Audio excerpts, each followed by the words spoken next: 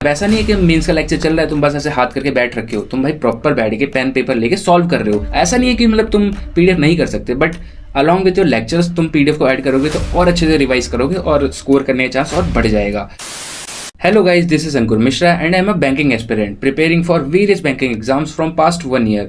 तो आज की इस वीडियो के अंदर मैं आप लोगों को IBPS PO और SBI PO के लिए अपनी स्ट्रेटेजी शेयर करने वाला हूँ कि मतलब मैं प्री के लिए और मेंस के लिए कैसे प्रिपेयर कर रहा हूँ, मैं किस सब्जेक्ट को कितना टाइम डेडिकेट करता हूँ और कैसे मैं चीज़ों को कंबाइन करके स्केड्यूल करता हूँ ताकि मतलब जो मेरी प्रिपरेशन है वो एकदम स्मूथली चली जाए। तो अगर तुम भी मेरी तरह एक बैंकिंग एस्पिरेंट हो और अभी बिगनर फेज में हो और अपने प्रेप के फेज में कंफ्यूज पड़े हो तो मतलब इस वीडियो को एंड तक देख लेना, जो तुम्हारी कंफ्यूजन है वो पूरी तरीके से दूर हो जाने वाली है। So let's start with English. अब इंग्लिश सब्जेक्ट किसी के लिए भाई बहुत अच्छा भी हो सकता है, किसी के लिए एकदम बहुत बेकार भी हो सकता है। और अगर मैं अपनी बात करूं तो मैं मिडिल में हूं, मतलब ठीक ठीक है, अच्छा चलता है। मतलब कभी भाई एकदम मार्क्स बूस्ट भी कर देता है इंग्लिश और कभी थोड़े गिरा भी देता है। एनीवेज, अब बात करें कि मैं इंग्लिश में क्या प्रेफर करता हूं, मतलब मैं कैसे प्रिपेयर करता हूं, चाहे वो प्री का हो चाहे मेंस का हो। तो सिंपली सबसे पहले मैं देखता हूं परफेक्शन का लेक्चर, निमिषा बंसल मैम, जो मतलब येस ऑफिसर पे हमें मिलता है। इवन वो फ्री भी होता है, पेड भी होता है, तो अपन पे बैच है तो भाई हम बैच प्रेफर करते हैं। उसके अलावा हमारे सेकंड चीज़ आती है एडिटोरियल।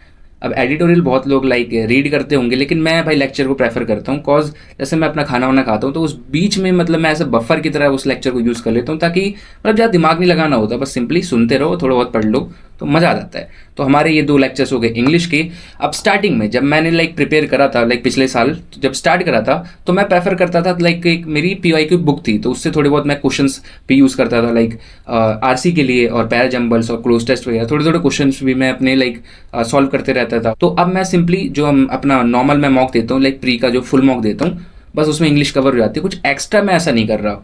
और मेंस के लिए अभी स्टार्ट करेंगे, जब टाइम मिलेगा तो अपन स्टार्ट करेंगे सेक्शनल मॉक्स, और मैंने दिए भी हैं सेक्शनल मॉक्स दे के, मतलब तुम्हें एक आइडिया लग जाएगा कि तुम्हारा मेंस का लेवल क्या है, स्पेशली फॉर इंग्लिश की। तो अब बात करते हैं रीजनिंग की। तो मैंने अपने बिगनिंग फेज में रीजनिंग के लिए सबसे पहले तो मैंने लेक्चर्स प्रेफर करे थे, पजल्स के लिए और मिसलेनियस के लिए भी, सबके लिए अलग अलग लेक्चर्स करे। पहले अपना सिलेबस कंप्लीट करा, फिर स्लोली स्टार्ट करा मैंने PDF सॉल्व करना। मेनली मैं पजल्स ही सॉल्व करता था क्योंकि जो अपना मिसलेनियस था वो एक बार एक लेक्चर देख लिया था तो थोड़ा समझ में आ गया था, और जब कभी मॉक्स वगैरह हम लगाते थे तो उसमें मतलब कवर हो जाता था। तो इतना मैंने मिसलेनियस सॉल्व नहीं करा जितना पजल करा है, और धीरे धीरे करके पजल के ऊपर कमांड आई।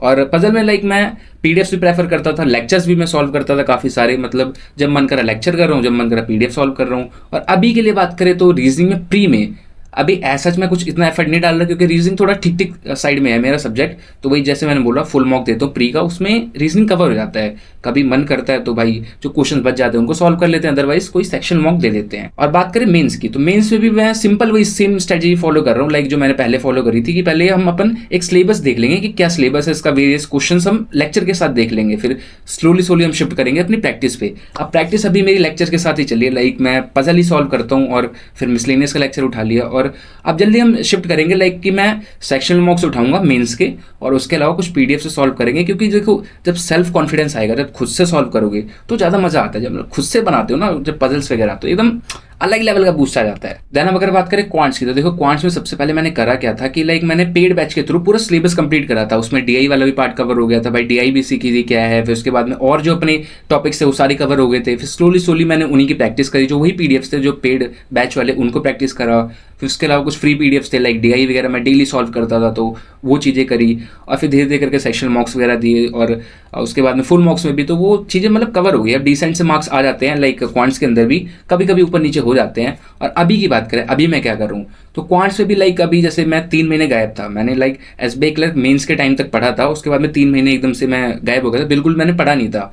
तो वो थोड़ा सा जो मेरी स्पीड और एक्यूरेसी थी वो गिर चुकी है, तो इसीलिए अब मैं थोड़ा प्रेफर कर रहा हूँ सेक्शनल मॉक्स लगा रहा हूँ, उनसे थोड़ी प्रैक्टिस हो रही है और थोड़ा जो हमारी स्पीड और एक्यूरेसी गिर गई थी वो वापस आ रही है।